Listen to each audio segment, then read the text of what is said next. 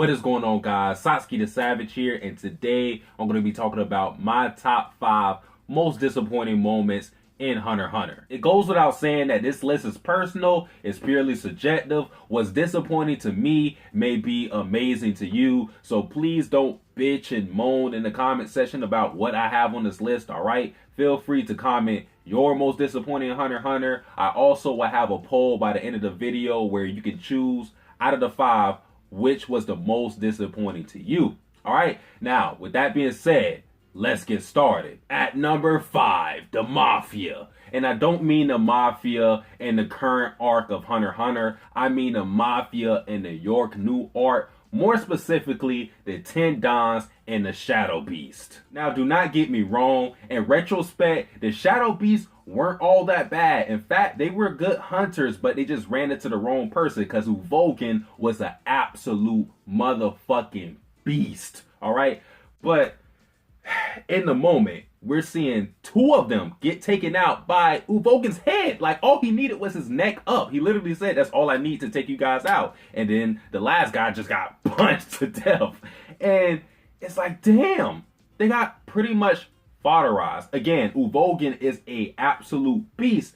But watching that shit, you're just like, damn, the Shadow Beasts are kind of trash. And then we move on to the 10 Dons who got eliminated by Illumi. Illumi is a masterclass assassin, so it's not like what happened, what transpired was so unbelievable, but still, the 10 Dons were the leaders of the Mafia. They had a lot of weight when it came to all the other characters of Hunter x Hunter, at least in the York New arc, and then they were just eliminated just like that, snap of the fingers, and I'm just sitting around like, y'all are trash. Number 4, the final phase of the Hunter exam.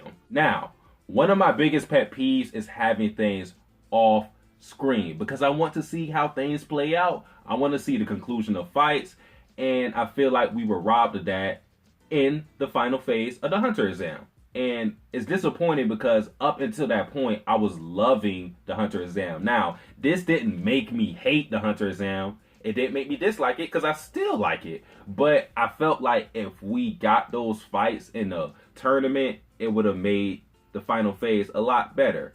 Now, everything off screen isn't bad because just in my recent memory with Hunter x Hunter, what I did like that was off screen was the Kite versus Pito battle. And I liked it because of the execution, because Kite got his arm cut, cool. Going to Killua, run away. Killua is fucking depressed. Gon is like, no, Kite's alive. And then as soon as he says that, we see Pito with Kite's head in her lap. Like, the way it transpired was perfect. Like, that's, if you're gonna off screen something, that's how you do it. But the final phase where we could have seen some of the fights with Kurapika, where we could have seen Hanzo put in some work, we didn't get that opportunity, so that's why it's number 4 on this list. Number 3, Kite's resurrection. Now, with this, I was just confused as to why Togashi did it. What was the point in bringing back Kite? Because Gon's whole transformation was because of Kite. And then you just bring him back as a female chimera ant. With me, the whole thing is, why did you do it? Did you do it just so Gon could have that talk with Kite? Because even then, I don't think that was completely necessary whatsoever. And it made the whole death of Kite feel cheapened. All right? It still happened, and we still got great things from Kite's death, like Gon's transformation versus Pito. But I just did not understand why Togashi did it.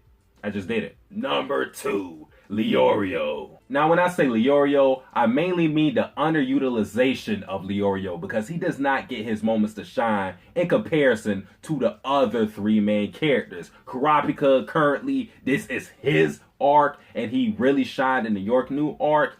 Gon and Killua, they've had their moments throughout the whole entire series. Leorio, where's the arc? Where's the moments? I mean, he punched Jean. Great. But, like, damn, can I see my boy do something? Like I said in my previous Hunter x Hunter video, like, can I see him patch a nigga up? Can I see something? Because I feel like Leorio is fucking forgotten by Togashi. I don't know if Togashi remembers that Leorio is a main character because this dude currently is a Zodiac. Keep that in mind. He is a Zodiac. Yet in this arc, we have seen him do jack shit. He's basically the apprentice of Cheeto, and she is a triple star hunter. So I expect great things from Leorio, but those great things don't happen. So it's just leaving me in disappointment because I want to see my boy do something.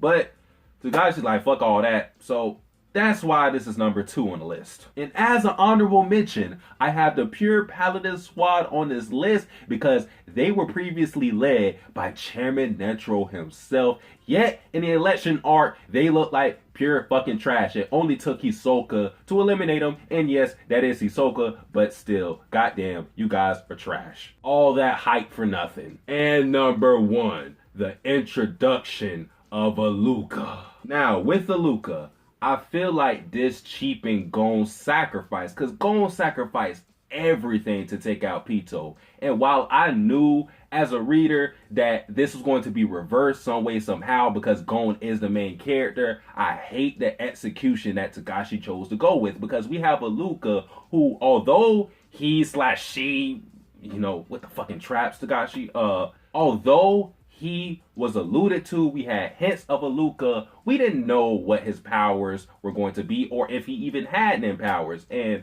the shit was 2 hacks. Alright, Killua could make a wish and he was able to bypass the rules which were established, which you had to basically fulfill Alluka's impossible request. Alright, but even then, even with the request shit, because it doesn't apply to the person making a wish, just the person who makes the next request. It's, I hate the whole goddamn thing. And as disappointing as Nanika is, I really don't know what Togashi could have did to resurrect Gon, alright? And the one thing that I can say is a positive is the fact that Gon currently cannot use Nen. So that at least gave him a punishment for his sacrifice, but I still do not like Alluka. I don't like this shy guy looking motherfucker who could grant wishes. I wasn't fucking with it, alright? So that closes off the list. So guys, remember to answer the polls. That is it for this video. If you enjoyed this video, if you disliked this video, and you're bitching in the comment section, stop. Alright, but I am Satsuki the Savage. Like, comment, subscribe. I am out.